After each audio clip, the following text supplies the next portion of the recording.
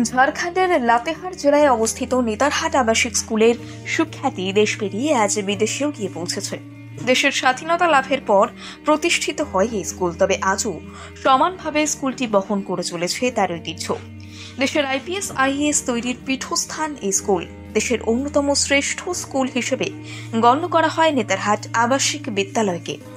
ঝাড়খণ্ড জেলা তো বটেই, আশেপাশের অঞ্চলের অভিভাবকদের স্বপ্ন থাকে সন্তানদের এই স্কুলে পড়ানোর। অভিভাবকরা বিশ্বাস করেন এই স্কুলে পড়লে সুন্দরভাবে তৈরি হবে সন্তানের ভবিষ্যৎ।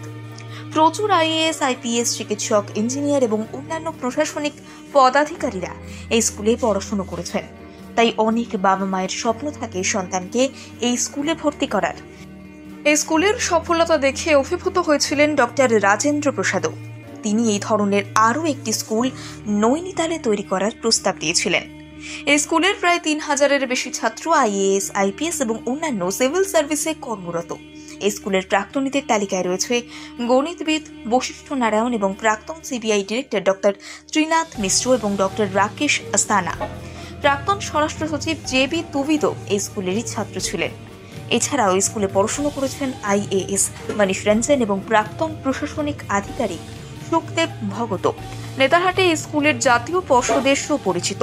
দেশ বিদেশের বহু গুণী ব্যক্তি পড়াশোনা করেছেন এই স্কুলে। বর্তমানে বিভিন্ন প্রশাসনিক পদে বহাল রয়েছেন তারা। প্রতি বছর বহু পর্যটক কাঠ শিল্পের অন্যতম সেরা উদাহরণ নেতারহাটের বাংলো হাউস দেখতেও ভিড় জমান।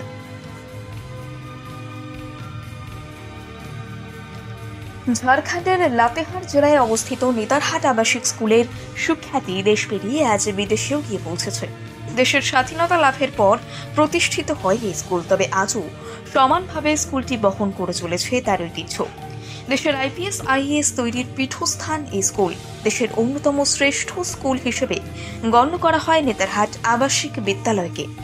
ঝাড়খণ্ড জেলা তো বটেই, আশেপাশের অঞ্চলের অভিভাবকদের স্বপ্ন থাকে সন্তানদের এই স্কুলে পড়ানোর। অভিভাবকরা বিশ্বাস করেন এই স্কুলে পড়লে সুন্দরভাবে তৈরি হবে সন্তানের ভবিষ্যৎ। প্রচুর আইএএস আইপিএস চিকিৎসক ইঞ্জিনিয়ার এবং অন্যান্য প্রশাসনিক পদাধিকারীরা এই স্কুলে পড়াশোনা করেছেন। তাই অনেক বাবা মায়ের স্বপ্ন থাকে সন্তানকে এই স্কুলে ভর্তি করার। এই স্কুলের সফলতা দেখে অভিভূত হয়েছিলেন ডক্টর রাজেন্দ্র প্রসাদও। তিনি এই ধরনের আরও একটি স্কুল নৈনিতালে তৈরি করার প্রস্তাব দিয়েছিলেন।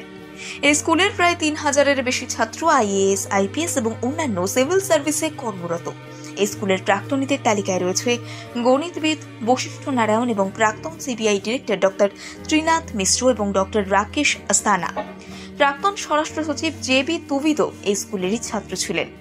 এছাড়াও এই স্কুলে পড়াশোনা করেছেন আইএএস মনীষ রঞ্জন এবং প্রাক্তন প্রশাসনিক আধিকারিক সুখদেব ভগত।